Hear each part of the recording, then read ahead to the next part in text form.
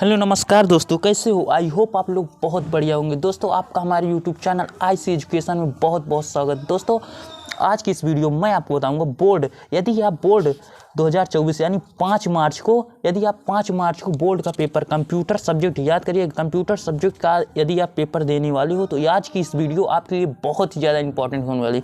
क्योंकि आज की इस वीडियो में मैं लेकर आया हूँ महत्वपूर्ण सब्जेक्टिव प्रश्न, जो वर्णनात्मक में प्रश्न पूछे जाते हैं वही प्रश्न में लेकर आया हूँ। बहुत ही इंपॉर्टेंट क्वेश्चन लेकर आया हूँ जो आपके क्वेश्चन में पेपर में बहुत ही फंसने वाले हैं और आपको अच्छा नंबर लाने वाले हैं। चलिए वीडियो की शुरुआत करते हैं, क्योंकि हमारे पास समय ज़्यादा नहीं है।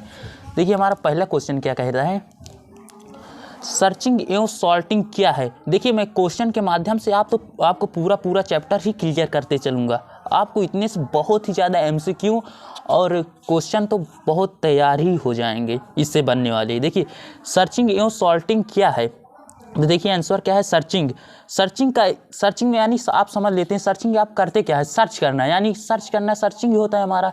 किसी यूट्यूब पर जैसे आप कहीं भी जाते हैं सर्च करते हैं तो उसी बोलते हैं सर्चिंग। देखिए इसको हम लिखेंगे कैसे, हमें तो मालूम है। देखिए सर्चिंग का अर्थ होता है खोजना या ढूंढना। इसे टेस्ट में से किसी कैरेक्टर या एलिमेंट को ढूंढने के लिए ही सर्च किया जाता है, इसे सर्चिंग कहते हैं। यानी ढूंढना, एलिमेंट या कैरेक्टर को हम ढूंढते हैं, सर्चिंग यही कहलाता है। और सॉर्टिंग देख लेते हैं।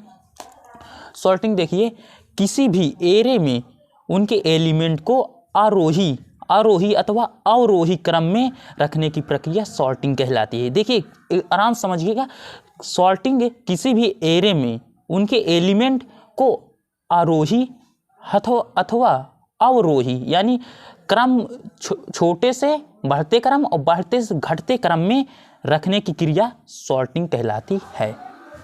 आई होप कुछ समझ में आ रहा होगा आपको। देखिए दूसरा है क्या प्रश्न हमारा क्या कहता है, आइडेंटिफायर। आइडेंटिफायर क्या है, आइडेंटिफायर हम समझ लेते हैं पहले। आइडेंटिफायर, आप अपने विद्यालय में जब जाते हैं तो आपको बनता है आइडेंटिटी कार्ड। आइडेंटिटी कार्ड आपके विद्यालय में किस लिए होता है, वो होता है आपके पहचान के लिए, कि आपको क्या है, पहचान पत्र एक प्रकार का होता है, इसे आइडेंटिटी कार्ड आप बोलते हैं। इसी प्रकार आइडेंटिफायर क्या है, देखिए आइडेंटिफायर शब्द आइडेंटिटी शब्द से मिलकर बना हुआ है, आइडेंटिटी शब्द से मिलकर बना हुआ है, जिसका अर्थ होता है पहचानना। देखिए आइडेंटिटी शब्द का अर्थ होता है पहचानना। इस प्रकार आइडेंटिफायर शब्द का अर्थ हुआ पहचानने वाला। इस प्रकार आइडेंटिफायर शब्द का अर्थ हुआ पहचानने वाला। देखिए आइडेंटिफायर शब्द का अर्थ होगा, साधारण शब्दों में हम जान लेते हैं, पहचानने वाला।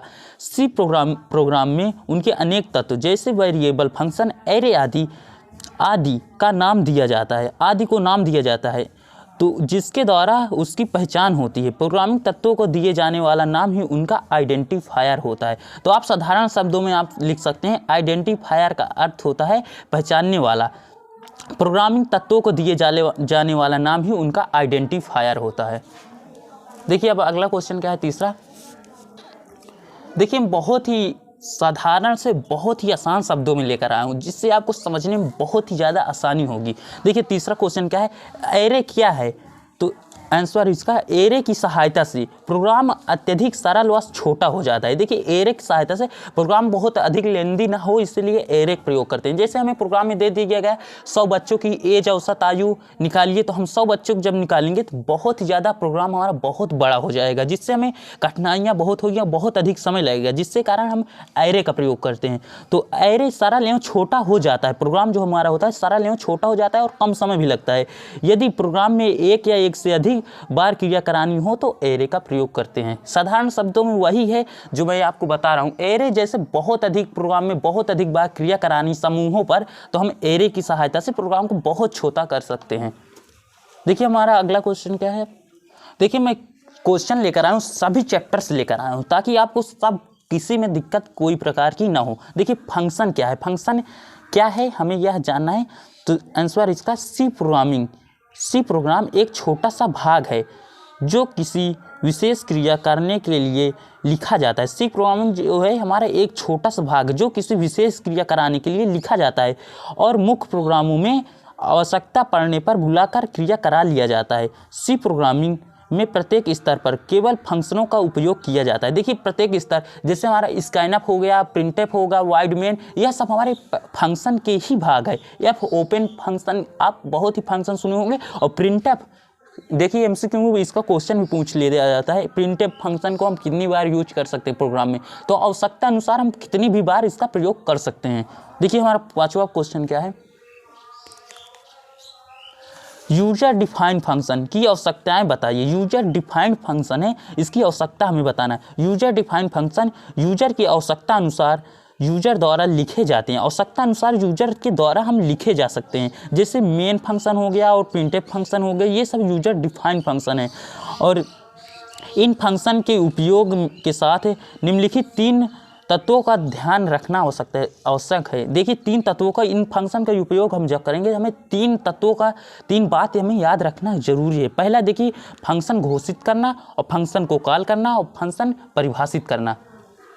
देखिए फंक्शन को घोषित करना, किसी सी प्रोग्राम में उपयोग किए जाने वाले सभी फंक्शन को वेरिएबल की तरह उनके उपयोग से पहले घोषित कर दिया जाता है। और फंक्शन को कॉल करना, किसी फंक्शन को किसी प्रोग्राम में केवल उसका नाम देकर तथा उसके साथ वास्तविक पैरामीटर या आर्गुमेंट की लिस्ट यदि कोई हो तो, आर्गुमेंट की लिस्ट यानी यदि कोई हो तो कोई एक कोष्ठक के अंदर रखकर कॉल किया जाता है।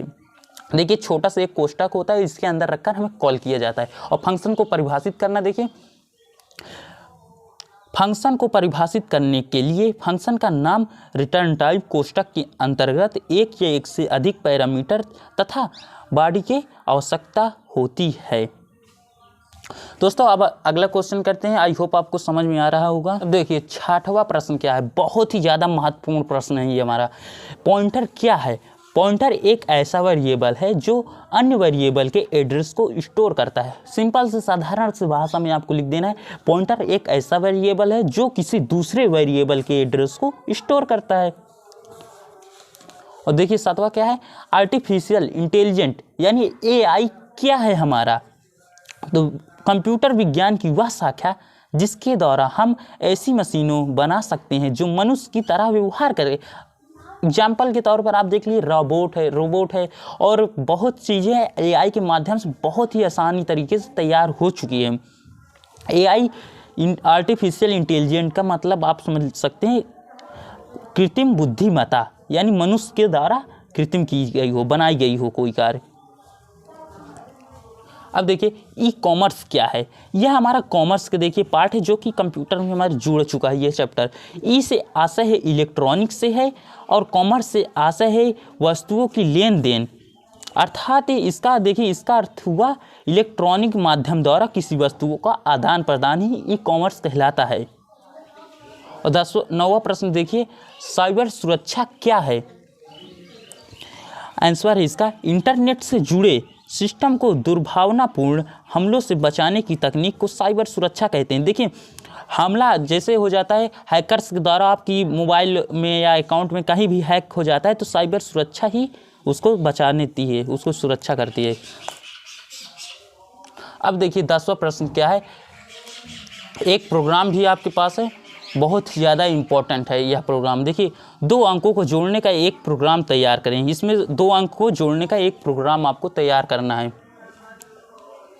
देखिए सबसे पहले हम शुरुआत क्या करेंगे, हैज इंक्लूड std.h और हैज इंक्लूड con.h वाइडमेंट। इतना तो हमारा सभी प्रोग्रामों में एकदम फिक्स रहता है, सी प्रोग्राम में इतना हमें लिखना जरूरी रहता है। फिर उसके बाद देखिए 2 प्रोग्राम को 2 अंकों को हमें जोड़ना है ना, तो हम 3 वेरिएबल लेंगे, INT करके हम 3 वेरिएबल ले लेते हैं। एक वेरिएबल हमारा A है और एक B है और दूसरा सम, यानी जोड़ना है तो हम सम भी ले सकते हैं या C ले लेते तो भी चलता।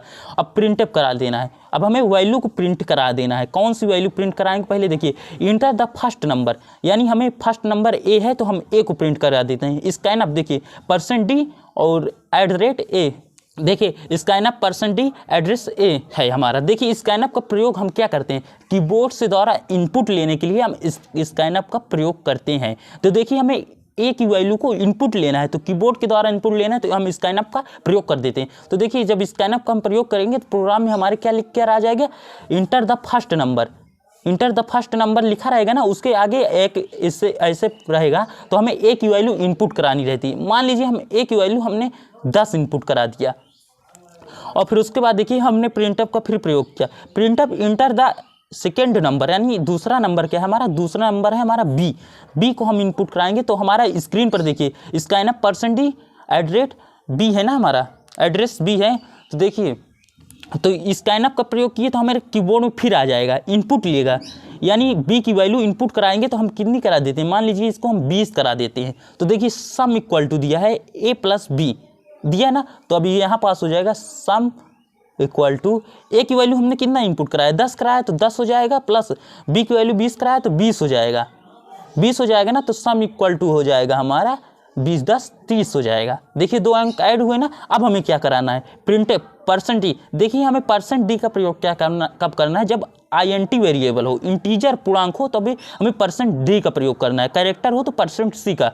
देखिए जब %d का प्रयोग करते हैं क्योंकि हमारे यहाँ इंटीजर एक पूर्णांक है 30 जो आया, तो %d और सम कर देंगे, यानी सम की वैल्यू यहाँ पास 30 जो है यह प्रिंट हो जाएगी। फिर गेट ch यह हमारे समाप्ति के प्रोग्राम है, गेट ch कर देंगे, हमारा यह 30 हो जाएगा, इसका आंसर हो जाएगा, 2 अंक जुड़ जाएंगे। आई होप आपको समझ में आ रहा होगा दोस्तों। तो दोस्तों वीडियो को मैं अपनी यहीं पास समाप्त करता हूं। दोस्तों वीडियो को पसंद आई हो लाइक कर दीजिएगा, चैनल पर नए हो तो सब्सक्राइब कर दीजिएगा। आपको जस्ट इसके बाद तुरंत आपको यहाँ पास MCQ की वीडियो यहाँ पास अपलोड होने वाली है। लगभग आप मान लीजिए कि पूरे ही चैप्टर, कंप्यूटर के जितने A to Z चैप्टर हैं सब की वीडियो अपलोड हो जाएगी MCQ की, और आपको कोई भी कठिनाइयाँ नहीं होगी। पढ़ के जाइएगा, आप बात मानिए, कंप्यूटर बहुत ही अच्छा नंबर स्कोर करने वाले हैं। मिलते हैं अगली वीडियो में। जय हिंद।